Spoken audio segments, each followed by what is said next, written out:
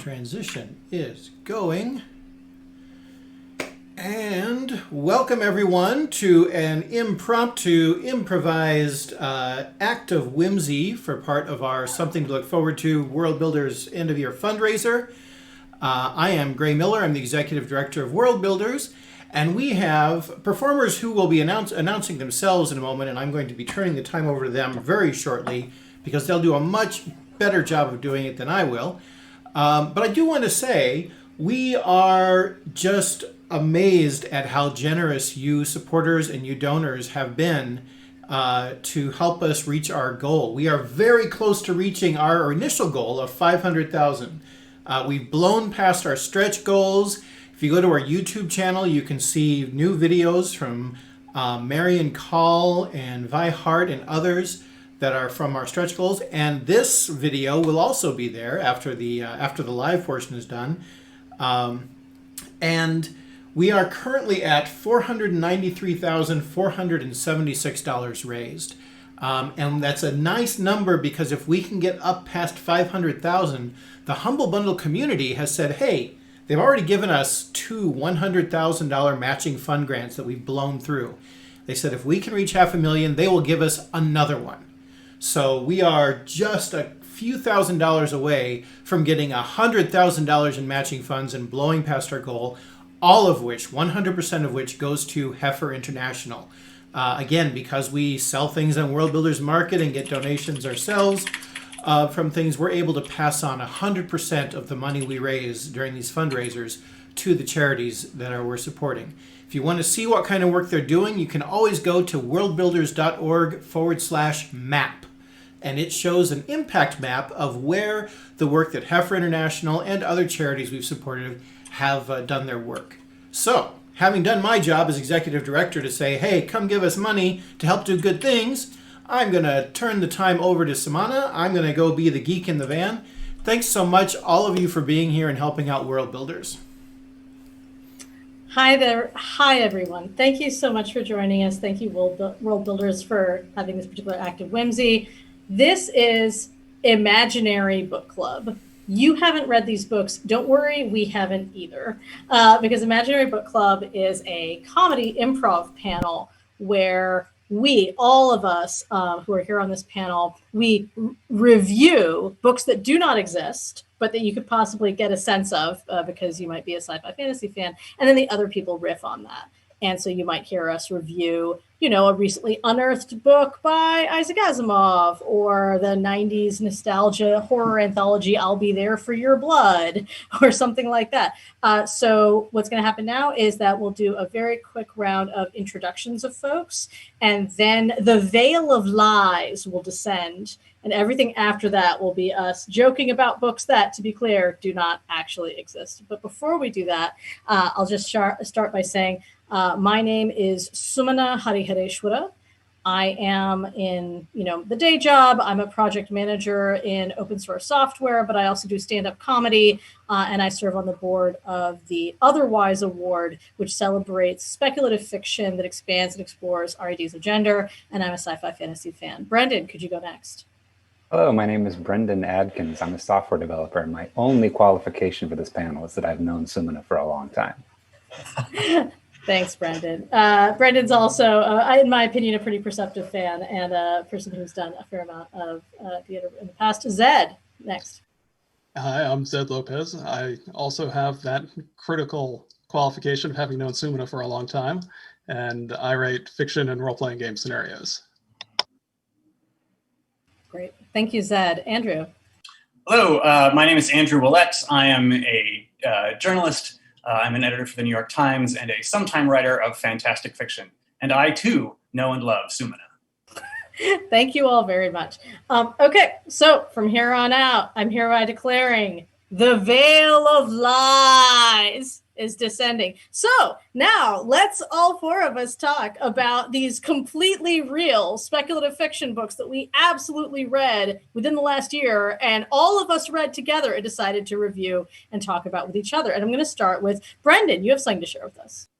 Yes, I want to start out by addressing the controversy around my book. I know some people consider it apocryphal for a variety of reasons, but I was able to, I can see how it would possibly be a real book. It is, of course, Ursula Le Guin's ode to Adam Smith-style capitalism, The Left Hand of the Market. In particular, the one thing that people like to call out is that it was written in the late 40s before Le Guin was married, and it is signed as Ursula Le Guin. But I think that, it's possible that that could have been a real thing, aspirational perhaps. Maybe it was just a pen name that happened to become her real name later. But I'm curious about your thoughts on it. Please feel free to elaborate on whether you found it plausible.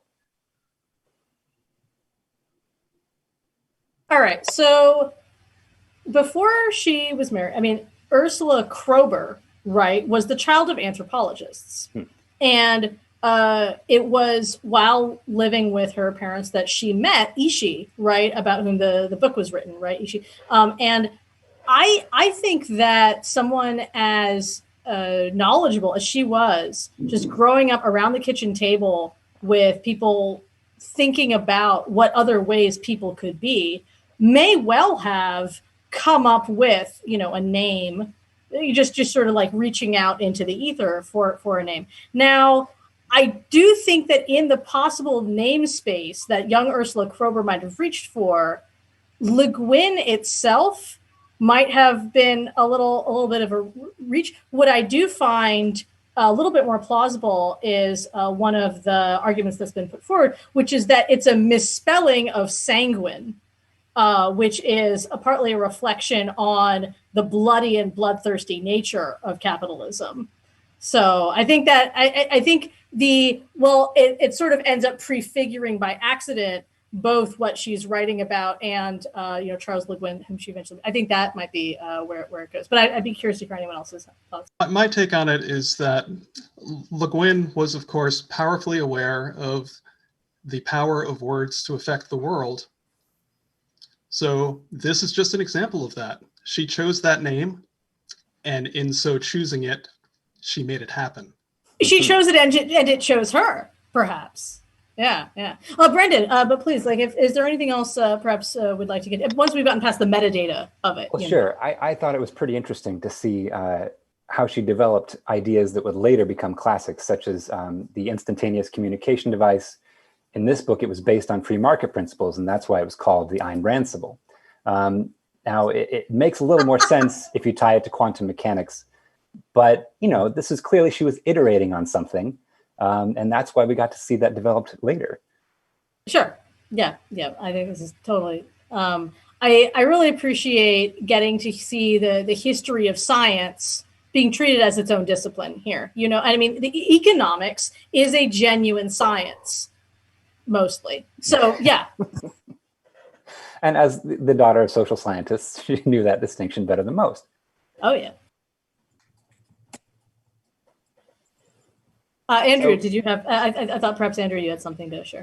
Well, I think I've come at this book from a very different perspective from the rest of you, which is that I can't believe that you didn't recognize that this, even then, was intended to be viewed as dystopic fiction. And the fact that, I guess I can't blame our book group for not reaching that conclusion, because the fact that nobody else who read this book came to that conclusion as well is why she, in fact, abandoned the Kroeber pen name and had to start writing as Ursula K. Le Guin. She just needed to completely divorce herself from that first attempt at entering the fiction space. Well, a lot of authors get their start in, vampire style, let's say fan fiction. It was sort of a work of fan fiction, and just later became a work of self-fan fiction.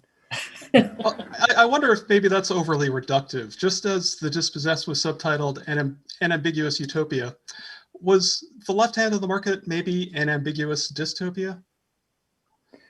Right. I didn't find it terribly ambiguous myself. Brendan, perhaps you could share with us a little bit more about, I recognize that talking about the Ayn Ransible, it is, the work of so many wiki editors just salivate over that, right? But I feel like she puts forward some interesting spins on the principles, and perhaps you could talk a little bit more about that. Yes, well, that certainly is tucked in around the edges of the book, and I found those ideas fascinating. we can acknowledge the elephant in the room, which is that the middle section of the book, the middle third, maybe the middle 2/3, is mostly Kemmering. And it's pretty explicit, but I don't think that should be counted against it or should discredit it as a work of serious fiction. No, of course not. I think that, look, sex is a part of life, with certainly... Sex is certainly a part of capitalism. And yes, indeed. And the different, permutations that are available to the same characters when Kemmering, because of, one quarter of your life, right, you spend in different kind of gender configurations. It's of interest, and I feel like there's almost a systemic and systematic exploration there, as though to try and show us how, okay, so how when you take Intro to Economics, there's a supply and demand diagram with these, this cross, and then you do something happens to change things, there's a change in circumstances, there's a change in consumer desires, whatever, and then there might be some initial movings around, but everything, at least in, your Intro to Econ style class, always just returns to equilibrium. It's like the way a sitcom, no matter what happens during a sitcom, right, it always returns to the same resting place, the same natural, as though, right, what is that Le Guin line, right, that capitalism seems inescapable, well, so do the divine right of kings, and so to us seems the Brady Bunch, right, that Sure, everything always ends the same, like there could not possibly be any growth. There's a real static aspect to that. And so I think when you say that the middle of the book is full of Kemmering, it's not just that it has all these cyclical aspects to it that go through Kemmering and yet do not experience any change. Yeah, I've right? noticed that people tend to comment that clearly some of it is just copied and pasted over and over again. But I really think it supports your point. That it's a cyclical nature. I found all the emphasis on maximizing utility through that section a little disquieting. It is, yeah. But, great fiction is meant to disturb us. I think we can all agree. Yeah. And then there's the argument that it would be truly profitable. To be truly profitable, what you needed to do was to somehow corner the market on a particular gender. To achieve a monopoly status on masculinity, say, or femininity, and thereby be able to charge as much as you could possibly want. Again. And there's nothing dystopic about that. I think we can all not agree. at all. I mean, isn't that something Ada Palmer? I haven't read all of the Terra Ignota books, but that feels like something that shows up in the back history of probably like book 2 or 3, right? Not sure. Yeah. Anyway.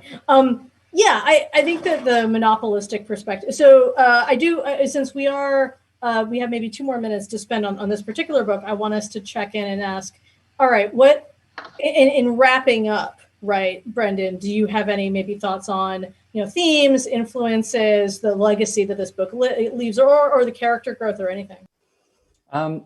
Well, character growth is certainly one way to put the middle section.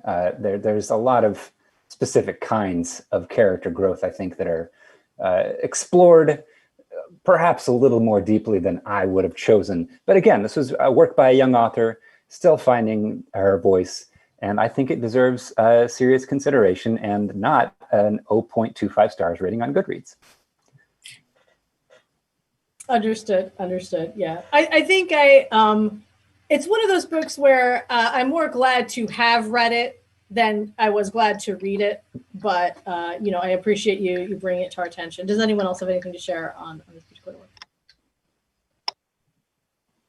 No. Yeah, I think for some of us, the word for this book is wordy. So.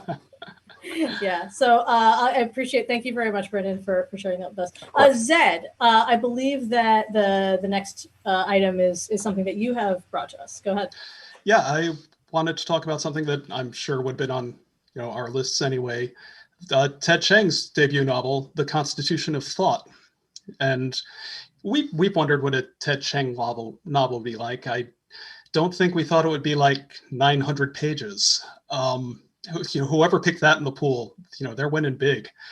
He's, I've read an interview. He said he acknowledges that he's not the fastest of writers, didn't want to spend years talking about an unfinished book. So he played his cards close to the vest, and he's been working on it for some 30 years.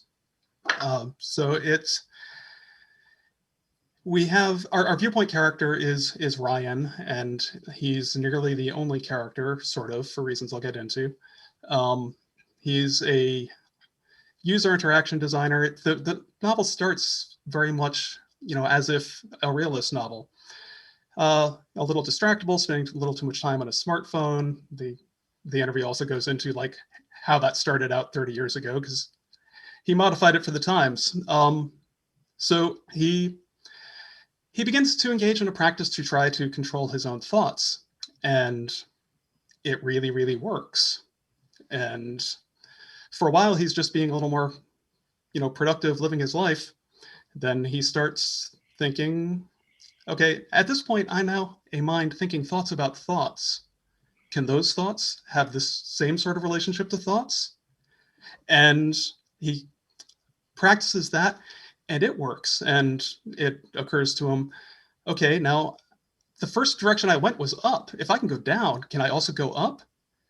And then that works. So he's now, this is where the... Oh, and remind me, Zed, around where in terms of page count are we at this point? I want to let people who haven't read this book get a sense of the pacing of the thing. Actually, all of this much is relatively quick, because the as you saw, the bulk of the middle of the book is then spent in, he needs to develop protocols amidst the levels of mind to be able to proceed to talk to each other. And that's when you realize, constitution of thought. You were thinking, yeah, sure, double meaning, clever, how thoughts are made, the robustness, health of thoughts. But at this point is where you realize that it's a triple meaning, that he needs to develop a government of society of mind to be able to continue. And then this is where the bulk of the book is spent, is him continuing to go in both directions. There's a turning point at which he realizes that there's going to be very little left that was ever called Ryan as he proceeds. And this is kind of a revisitation of the classic Chang theme of being in a privileged position to see your own destruction.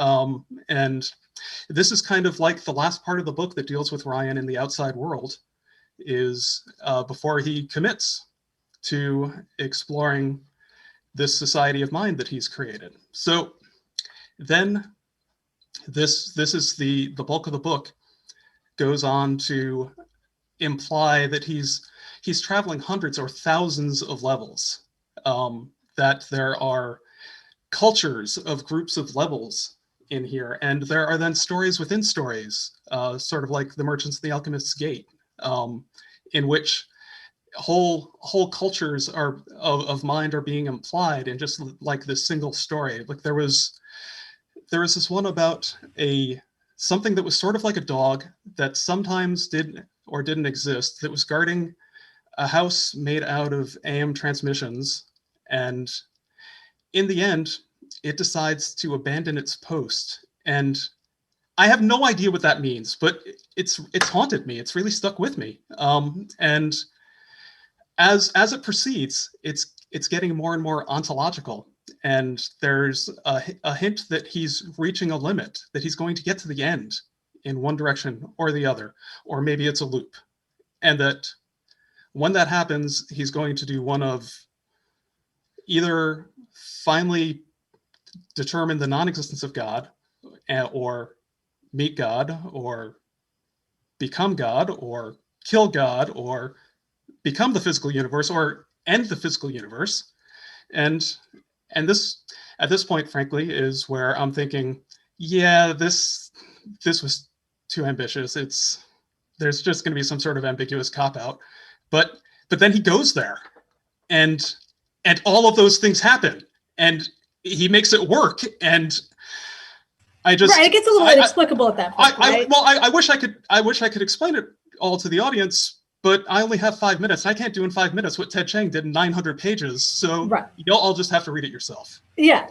But let's talk a little bit about the feeling of the whole thing, right? Because as you mentioned, this is his debut novel, and I thought it was going to feel either as kind of self-consciously wacky as Borges, or as like, wait, what? Like, are you going to go into that at all? As like Olaf Stapledon, you know, with like, oh, I'm just going to tell you that like civilizations rose and fell, and I'll give you like a sentence about an entire thing that happened over the course, right? This is also something that you see with like Arthur C. Clarke and some other authors, right? Just like the incredible like sudden zoom in and zoom out kind of feel. And then that ending, it does call to mind a little bit of more like Star Trek V. But I think that as a sort of meditation on length and duration and abstraction, it's, you know, it certainly calls to mind some other authors and some other works, but it's something very like, yeah, you know, every Ted Chiang short story has usually been this little jewel that is a meditation on abstraction, recursion, limit, consciousness, and the limits of what consciousness can be conscious of or about, right? And so to see this at novel length is also like getting to see Chang himself work. It's like you're seeing the author work against those same limits that he's been writing about for decades, right? Well, it really helps me understand the book's dedication to Mark Twain, maybe, I believe was the word, which of course brings to mind the quote, "I did not have time to write a short letter, so I wrote a long one."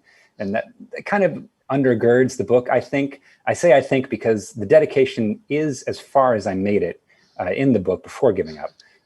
But in a way, I think Chang would endorse that. Like, it's more important to imagine the 900-page book that Ted Chiang would have written than it is to read it, maybe. Brendan, I appreciate your effort there. We will be kicking you out of the group after today, but that's okay. Fair. All right, Andrew? This is not a card I like to play all that often as a professional copy editor myself. I'm generally reluctant to besmirch the work of a colleague, even a colleague I've never met. I assume there was a copy editor on this book somewhere. They needed to be vastly more aggressive. As much as I appreciate Chang's interest in exploring these ideas of recursion through nested sentence after nested sentence after nested sentence, you know, and thus replicating these layers of reality in and out and in and out. 900 pages, yo. What? No. Hell is the absence of paragraph breaks. I think he really needed to do that, though, to earn the weight of what he was doing. I thought it was essential myself. And, you know, bringing up Stapledon and Borges, that actually is I hadn't thought about that. That's very astute. I think that it's a book whose its strategy was Stapledonian, but its tactics were Borgesian. Right. Yeah, absolutely. As someone, so if I recall correctly, Zed, did you and Chang, were you in the same class at Clarion? Oh, no. Ted went to Clarion substantially before me. Oh, okay. Would you say he was in a class of his own, or was he in a class with like other people? He was in a class of other people and probably left. I've wondered if they were all left depressed because Chang wrote one story. It was The Tower of Babel. Ellen Datlow was the guest editor, teacher at that Clarion, and bought it there. It went on to win every award. Yeah. Right. I'm going to assume. Okay, remind me. Actually, Zed, you were saying how long did this novel take him to write? Well, he actually began it at Clarion. He says now that is one of the reasons that he only wrote once novella that won every award during his Clarion stay, because this is when he began working on this 900-page opus. Right. So it sounds like you think that this is an ambitious work that, like so much of Chang's work, is going to be attracting, critical attention, possibly commercial attention, and definitely just like a number of awards in the 2021 season, right? I assume the only reason we haven't already heard about like the HBO deal is because like new fields of legal study are being invented to work out that contract. Right. But here's a question. How long till his next novel? Is this going to be like A Suitable Girl all over again? So for those of you who don't know, and this bit is actually true, Vikram Seth wrote a novel called A Suitable Boy in, what was it, the 90s? Hold on a second. Let's see if I can get it down. I just want to throw in real quick here, while Sumana's away, that certainly a number of Chang's stories explore certain computer science principles, for instance. And I would like to posit that perhaps this one explores the concept of garbage collection, and how, you need to just take up a lot of the ideas that don't work and put them in the same book together, and make 900 pages out of that. Strung together with several buckets of semicolons. Exactly. So this is A Suitable Boy. Also this. This thing is 1,349 pages. And it came out in the 90s, 1993. And since then, Vikram Seth has had a contract at times to write a sequel called A Suitable Girl. At one point, he had to give back in advance because he hadn't delivered the manuscript yet. Now, Mr. Seth has been doing some really important things, like helping decriminalize being queer in India. That's really important. Glad he did that. But also, at some point, the next novel may come out. And so I'm just asking, I'm just asking questions. I'm just pursuing the truth about whether Ted Chang will write another novel, like the sequel, right? Or anything else. Zed, Well, what are your if predictions? history is any judge, if he does, he's not going to tell us about it until it's done. So it's hard to say. I hope so. Right. I understand that. Okay. So thank you all for joining me in talking about this tome. I'm going to take a moment and ask Gray if you could share with us any progress that we've made on helping raise more money for Heifer International through the Worldbuilders fundraiser. Gray, do you have any updates on what the donation numbers are? Could you remind people about what goal we're trying to reach? Oh boy, do I. I am very happy to announce that we have not only gotten past the $500,000 mark, but we have blown past the $500,000 mark. The $100,000 in matching funds is activated, and we are currently at $571,259 right now. It is amazing. I'm sorry, could you repeat that one more time, a little bit more slowly, Gray? I'm sorry, I will say that again even more slowly here. Actually, I could probably even share the screen and show it really quick here, because it's a pretty screen. There it is. $571,259 raised. And apparently I also just lost our video feed. Hang on. That's what I get for trying to do something fancy. Did I cause you? Did I do something? No, it's my fault for trying. Oh, no. Okay. All right. We were so awesome that we blew ourselves off the internet, huh? All right. Is our audio working? It is now. Now everything's back. Okay, great. All right. Fantastic. But yes, it has been wonderful. I also neglected at the beginning to say, so I'm coming to you from Stevens Point, Wisconsin. That's where the van, that the Geek in the Van is. And we are home to the third oldest brewery in the country. And I have to say, Stevens Point Brewery has surprised us with soda as well as a beer for our staff to sustain us during this fundraiser. And I wanted to give a shout out to them as well. But here's the cool thing. We also have prize draws in this. Every $10 that people donate also end up giving us a prize draw, getting your name put into the prize draw. And since right now your donation is doubled by Heifer, you get twice as many names donated. So this is the time. I don't know if we're going to get any more matching money. I mean, if you know some big corporation that wants to match the money, we'd love to hear about it. But in the meantime, if you want to see what our prize draw has in it, you can get a link down there at the fundraise.worldbuilders.org 2020. You'll see links to the prize draw listing. We also have an auction going on with rare, one-of-a-kind things, such as the dress that Mary Robinette Cole wore to the Hugos in Chicago, and things like that. So it's going very well. And apparently a couple of people have people are wanting to know about the Ted Chiang novel that you were discussing. What was the name of that again, if you could refresh their memory? The imaginary one? The Constitution of Thought. The Constitution of Thought. Okay. People are enjoying. I think it might be worth reminding people that came into the stream recently that this is nothing that you say is true. Things that I say are true, but nothing that you say are true right now. We did actually raise $571,000, but that is... Sure. Oh, great. What's the next goal that people should hit with the donation? The next goal is, I'm glad you asked that. It's $650,000 is our next stretch goal.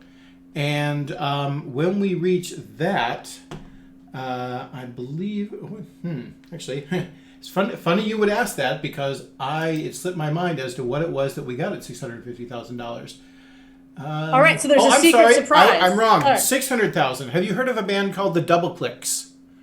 Indeed. Yes. So the Double Clicks have been kind enough to share with us one of their musical pieces, Paco Bell for Cat Piano. And that video will be released when we hit the 600,000 mark, which will not be too long from now. So that one will go live. And then at 700,000, the inestimable Hank Green has provided us with his own particular TikTok dance that we will be able to release at that stretch goal. So those are what's coming up. All right. Thank you so much, Gray. I appreciate that. you. All right. Let us again, I'm going to, just because some people came in late, I will now explain. This is Imaginary Book Club. We're halfway through. And this is a panel where each participant reviews a book that does not exist. You have not read these books. Don't worry, because we haven't either. Imaginary Book Club is a comedy improv panel. Each of us reviews a book that does not exist. We all riff on that. And so, for instance, the Ted Chiang book does not exist. And the next few books that I'm going to talk about and that Andrew are going to talk about also do not exist. So I shall now once more have the veil of lies descend, and the things that we're saying are not true. Veil of lies. All right. So next up, I'm going to share the book that I absolutely read. But in this case, it's actually a collection of books, because I'm sorry that I put the three of you through having to find and purchase a bunch of back issues of comics, because I know that's always just such a pain. So thank you, Zed, for helping us with your connections there. But I just could not pass up a chance to share with you the amazingness of figuring out that Philip K. Dick, as one of his many, money-making endeavors over the course of the past few decades, he wrote comics, right? He attempted to write comics, and sometimes they got published for the comics related to 80s TV shows, right? So some of these were things that got issued back when he was alive, and some of these are things that got issued somewhat more recently as one-offs from Image, Boom, these various houses. But I think that the hallucinatory aspects of some of these, classic works of 80s children's literature, let's call it literature, right? They really actually combine in an almost alchemically interesting way with the continuing, let us not say obsession, strengths, right? Continuing strengths in Dick's work. The Transformers work that he did really has, I think, this quality of thinking a lot more deeply than usually Transformers did about, human, machine, consciousness, and what is real. But it also, using Transformers as his substrate, right, allowed Dick to get into action sequence. Usually a lot of Philip K. Dick action sequences are very small and interpersonal. You know, they're like one person shoots another, or they're really just sort of very, very broad and have this shimmery at the edges quality. Either everything in the world is changing or the thing in this room is changing. Not so, it's like the micro and the macro, not the meso, you know? So I really appreciated what he brought to the table and what Transformers was able to give him in that piece. I think that his Scooby-Doo work also just the nature of Scooby-Doo, actually, you know, this relates a little bit to what we were talking about earlier with what Kroeber, Le Guin was possibly critiquing, possibly indulging in with the, you know, thinking about economics, thinking about that cyclical nature of things, right? Dick, in his Scooby-Doo work, allows us to imagine what it would be like if, you know, you pull off the mask and, oh, it's, you know, it's old man Gibber, but that's actually another mask. And the frightening possibility that there are more masks to be pulled than you have sort of the wherewithal to stand in terms of your assumptions being upturned for what it is to relate to another person. His Teenage Mutant Ninja Turtles work, his She-Ra work, Gem and the Gem and the. But I shouldn't speak too long. I should let you know, if you had any thoughts about what's particularly spoke to you about these. Andrew, it sounds like you have something to say. I mean, I started with his adaptation of Small Wonder, and I have to say it was astonishing. I mean, he took a let's be fair, at best a B- list. Sitcom about an uber bland white suburban family and their robotic extra child, and turned it into it was astonishingly bleak, and I just could not put it down. I mean, as the other members of the family, one by one, just sort of drop out of the plot for no obvious mechanism, and yet you're certain that she has somehow been responsible for it. That was amazing. So, okay, in that, I think you see elements of, I mean, obviously Second Variety, right? Like the short story where, you know, this is a, you know, I'm sure some of you have read this, but perhaps some of the audience have not, that there's a Dick short story where our point of view character believes himself abandoned, you know, has lost all of his crew in a battlefield, and a person, you know, sort of rescues him, and then, you know, he finds out too late that was an android, right? That in this war against the androids, and he has just betrayed his group to them. And so the flip of the, you know, the sort of one by one, right? Like, and then there were none quality is there. But I think there's also something there that feels, especially the Small Wonder treatment, like his realist novel, his mimetic novel, Puttering About in a Small Land, which takes from his father's history as a TV repairman, right? I think wasn't Dick's father a slightly failed small businessman with a TV repair business, and that comes up in. And I think when you look at how Small Wonder is also the story of an entrepreneur, businessman trying to deal with an electronics avenue that goes awry for him, but that is personified in. I mean, so many people think their businesses are like their children, right? So the way that Small Wonder captures that and turns that into a very fraught, directly interpersonal manner. Sorry, Andrew, go ahead. I interrupted. Well, I was just going to say I was very fortunate because there is a sort of there's a second meta narrative that rides on top of this comics adaptation that very few people actually realized was there at the time, because it requires cutting the lower right corner of the page from the indicia. It's about the size of your thumbnail will do, and you put it under your tongue. And about 20 minutes later, it's a completely different story. It's amazing. All of the questions that are raised in the A narrative express that it blossoms open like a flower, and there are all of these possibilities that rest on top of it. It's really astonishing. A lot of those 80s licensed comics and spin-offs were a lot better than you would expect, given the quality of the stories in the main property.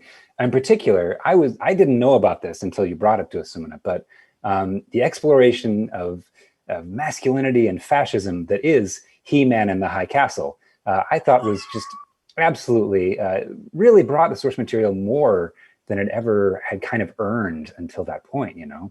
So, okay, I want to say Dick is, and I'm actually slightly being serious here. One of the things that I think Dick doesn't get enough credit for, because people look at the hallucinations, people look at the explorations of consciousness and the wild premises. He's really, really good at the moment that a person's making a bad decision and knows they're making it. And who does that more than this like dysfunctional codependent pair? I'm not serious anymore, of He-Man and Skeletor. Orko. Right? Orko does it more, actually. Say again, Andy? Orko. The little floaty dude with the hat.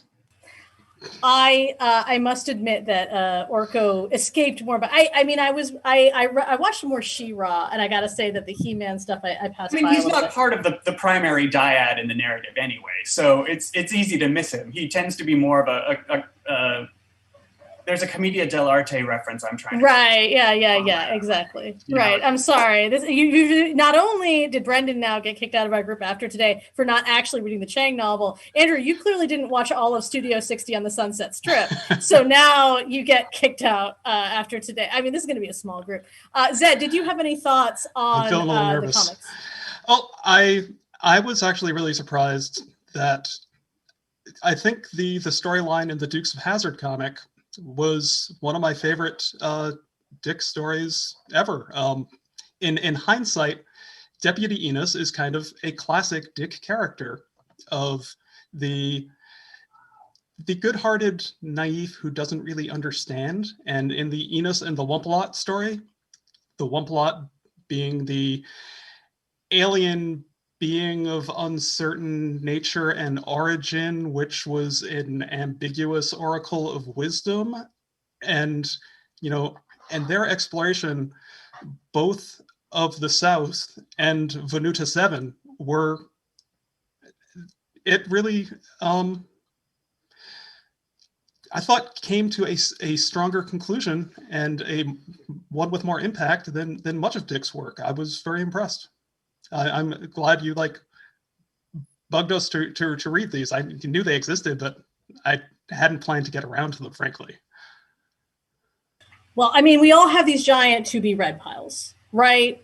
And some of us, the way that we deal with that is by cutting tiny parts of them and putting them under our tongues. But that's not always an option. I am curious whether it would have helped with the Chang novel. I think that the Beyond Lies the Wub feeds directly into the Hazard piece, right, Lopez? Yeah. I have no idea why I just referred to you by your last name. I think it's because right now it's in all caps. It's in all caps. You're Zed Lopez. It draws the eye. Did any of you read the Gem and the Holograms comic? Oh. Right. Yeah. Zed, if any of you have any thoughts, I want to let you talk about them, even though I am literally wearing pink. Sorry. I thought it was one of the things I've admired about Dick is how you kind of assume the cast of characters as a piece develops, and then it'll just start over with another viewpoint character. And I thought that was used to really, really great effect here. Absolutely. Andrew, did you have something you wanted to share? I was just saying, I felt like I didn't read it so much as I lived it. It was astonishing. We are the misfits. Our songs are better. We are the misfits. We're gonna get her. It was amazing. It was poetry in the show, but on a page like that, it's so much deeper. It gets you, Yeah. I enjoyed the work, certainly, and I have a great admiration for Dick, but having a character named Synergy was maybe a little obvious. Just pushed the envelope a little bit, I think. It did. I don't recall to what extent Dick contributed to the story Bible on that versus had to go with what there was. I feel like that's an open question. I'd be interested in reading the research on that. Maybe one of the academic panels at next year's cons. I would love if someone would go into that. So we have maybe about a minute and a half left talking about this particular book before we move on to the last book in Imaginary Book Club, which will be Andrew's. So I just wanted to check whether any of you wanted to talk about how you felt the works, these various comics informed and helped you reflect on your own memory of possibly what might have been childhood classics for you, or if you just wanted to talk about Teenage Mutant Ninja Turtles for a second. Yeah, the slight corner of the page made Teenage Mutant Ninja Turtles make a lot more sense. Yeah. Zed? I think Dick should have been writing for A Land of the Lost all along. That's what I think. I mean, that's just a fact. I mean, that's acknowledged by the showrunners even now, right? I mean, every oral history you see, when people say things like, what is your greatest regret? What was the missed opportunity? There's just 3 letters, right? PKD. Like, that's all. And I think you even see that, I think, on the fan sub DVDs and stuff like that, right? They'll sneak in little extra references and stuff. I always thought it stood for Please Kill Dinos. Say that again, Andrew. I always thought it stood for Please Kill Dinos. That's a back formation of that's got a lot of weight to it. Zed?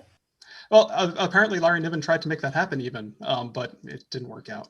It's there's so many there's only so many pieces that can happen, right, in a 22 episode season. All right, so thank you all for talking about those with me. Last up in Imaginary Book Club, I would love for Andrew, if you wouldn't mind sharing with us what you had us read, and then we'll talk about that. Not at all. I figure I should start with a bit of an apology, just because this particular volume was a little higher budget than we often read. As the holidays are coming up, I figured I would bring something to you with an eye towards regiftability. And what is better than a glossy coffee table book for people you know and love? In this case, I chose The Snuffleupagus Remembers, an Oral History with Pictures by Robert and Linda Hooper. For those of you out in the audience, I'm going to just read you the back cover copy. In 2020, HBO started looking for properties with which it already had a professional relationship that it could license for a replacement for the wildly successful Game of Thrones. One production unit was given a juicy budget, a mandate for a live-action urban fantasy series, and the wrong story Bible. By the time the mix-up was recognized and some hapless PA fired for someone else's mistake, too much money had been spent to just scrap the thing, hence the catastrophic single season of Street of Sesame. The critically reviled drama and instant cap classic brought to you by the letters W, T, and F. And this beautiful book, I mean, and it really is beautiful, walks readers beginning and advanced through every aspect of a debacle that really is just going to be legendary, I think, in television history. Right. Speaking of oral histories, right? Yes. Yes. It's amazing how iconic some of those shots are, right? The things that we sort of have a little bit in our memories, but then actually being able to view them right there, sometimes in black and white, sometimes in color, even possibly colors that feel wrong in a sort of evocative way. It's quite a thing, isn't it, Andrew? It is. I mean, I just thought whatever your feelings about the show, there's so much to love in discussing the process that created it, which is something that I always find fascinating.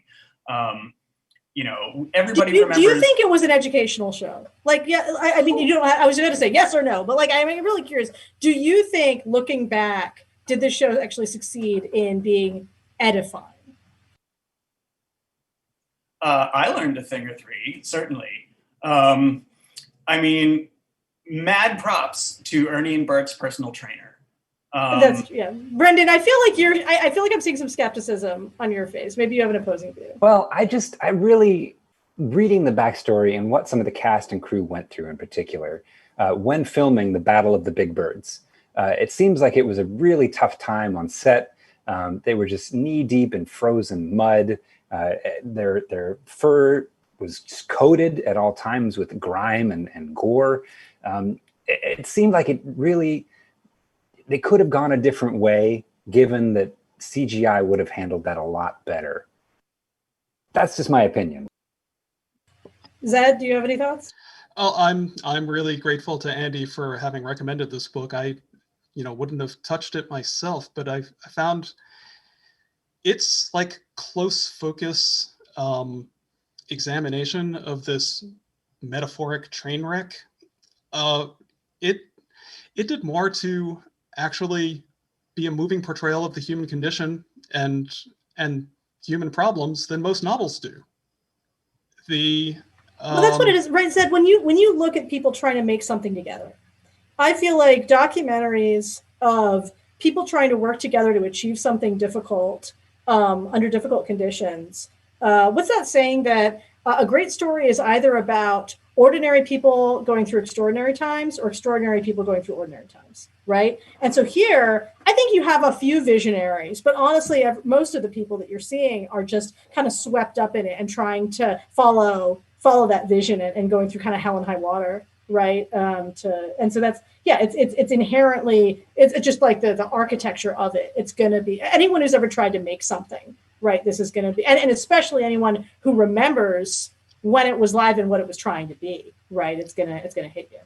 And that about 2/3 way through that chapter, just graveyard of the production assistants, that really got me. I mean, you could practically hear like Barber's Adagio for strings as like the pan across the, like it's like a Ken Burns moment. I But didn't played on expect like kazoos. I didn't expect any of the books that we read this week to be heavier metaphorically or physically than the 900-page Ted Chang novel, but this one, really clocks in on both counts. It really does. Andrew, do you have any thoughts? Everybody remembers how disturbing it was the first time they saw this sort of sexed up Abby Cadabby show up on the screen. And I was really grateful having now seen the production sketches. Right. They didn't think it was going to go that way. We know how much worse it could have been. Yeah. There were some mistakes made. I want to understand better, to what extent do you think all of this could have been prevented with clearer communication from the studio heads on the, like, this decade we want to win an Oscar guidance?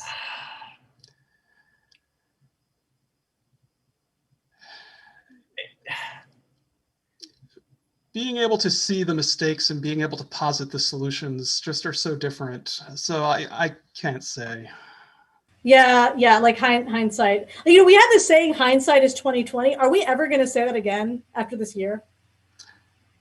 No. I may have killed that phrase. Personally. Andrew, what'd you say? I'm never looking back at this year, for sure. Totally, absolutely. Right.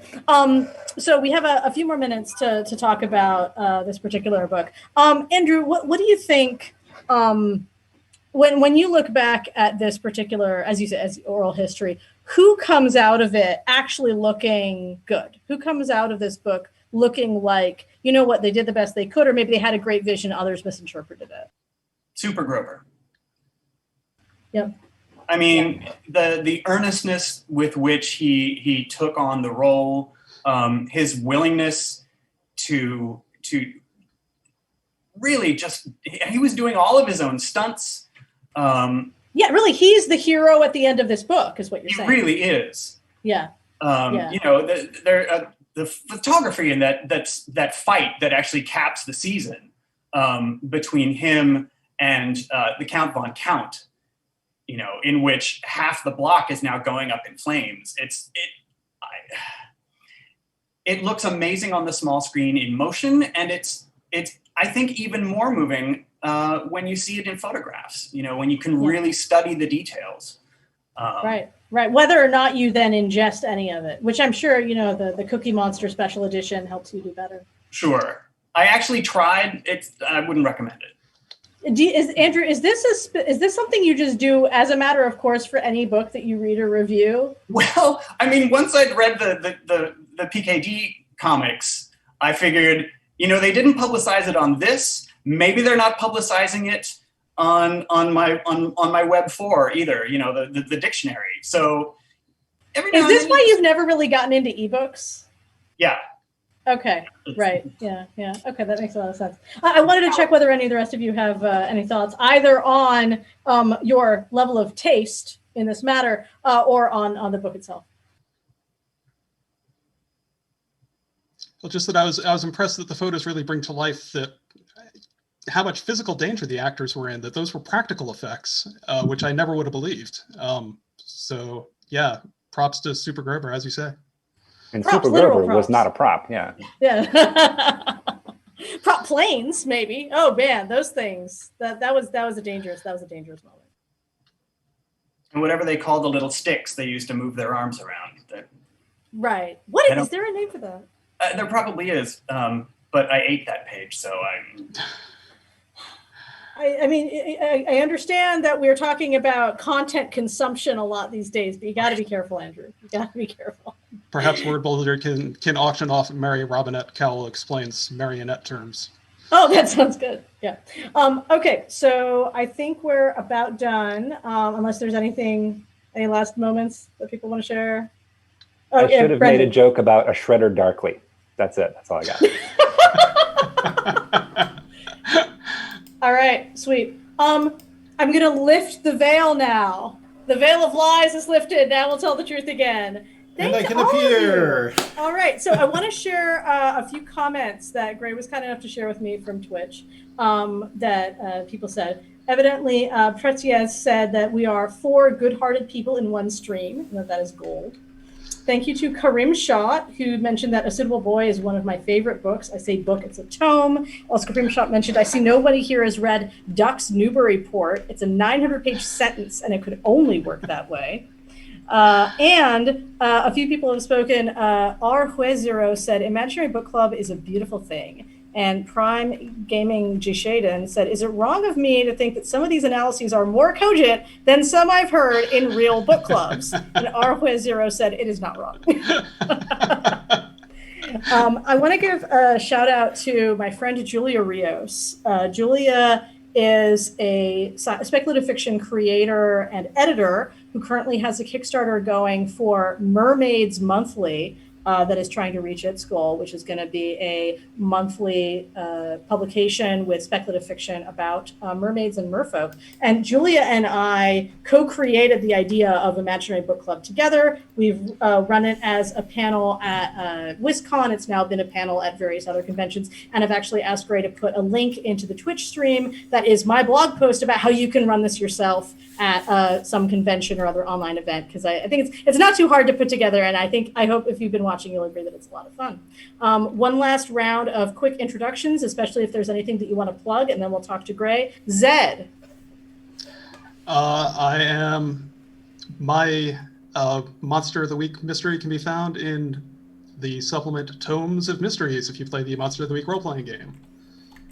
Thank you. Andrew, do you have anything? If you are looking for my fiction, you can find it online in Abyss and Apex magazine and the fabulous anthology Thought Crime Experiments. Thank you very much. Brendan Adkins. I have nothing to plug, but it's a privilege to be part of this panel. Thank you all so much for having me. And I'm Sumana Harihareswara, and if you know anyone who works in the software industry, you might want to point them at changeset.nyc, because I am an open source software project management consultant for hire, and I can help get open source projects unstuck. Gray, do you want to share how we're doing on the fundraiser? Yes, let's update that page real quick. We are at $578,154 raised. It is an amazing, amazing, successful day. Happiest Sunday in a long time. Thank you all for giving us something to look forward to and something to enjoy this. Definitely whimsy applies. I think actually people are starting to say that they want to have their imaginary book clubs more than they want to have their actual book clubs. So. And about how many people were watching, Gray? The part of me that's very vain would like to know. Can I get back to you on that? I actually don't have that right in front of me because I'm focusing on the Zoom. It's fine. It must have been streaming. either at least 3 or 4 people, or you were really good at ginning up fake comments for me to read. I mean, I suspect. Well, I can give you a rough estimate. Let's see. Looks like we have at least 3 dozen here. All in the right, well, that's stream. lovely. So, yeah. Well, thank you all for watching, and thank you, World Builders, for letting us have some fun together, letting me see a couple of old friends and make jokes together. And thank you, World Builders, for having such an important fundraiser towards Heifer International. I hope people have a chance to give. Thank you. Thank you very much. And we will also have those links in the YouTube description. So Fantastic. we'll put Great. those out there. Great. All right. And we are going to